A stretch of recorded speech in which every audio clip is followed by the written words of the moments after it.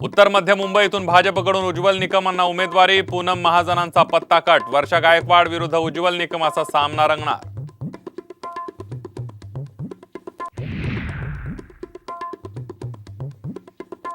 शरद पवार गटाच्या शशिकांत शिंदेंना अटक होण्याची शक्यता. नवी मुंबई एपीएमसी मध्ये 65 कोटींचा घोटाळा प्रकरणी गुन्हा, तर अटक केल्यास राज्यभर आंदोलन करू, शरद पवारांचा इशारा.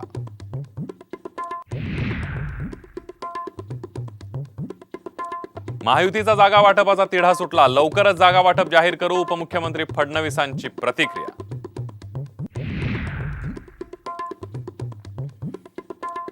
काँग्रेस सोबत नकली शिवसेना, बाळासाहेब असते तर दुःखी झाले असते. कोल्हापुरातील सभेतून मोदींचं पुन्हा एकदा उद्धव ठाकरेंवर टीकास्त्र.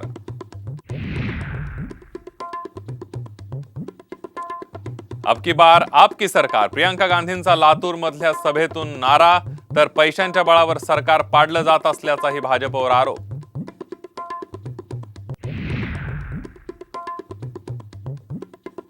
काहींच्या विकास पुस्तिकेमध्ये निम्मी कामं माझीच, अजित पवारांची सुप्रिया सुळेंवर टीका, तर पुस्तिका मराठीत आहे, संपूर्ण वाचा, सुप्रिया सुळेंचा पलटवार.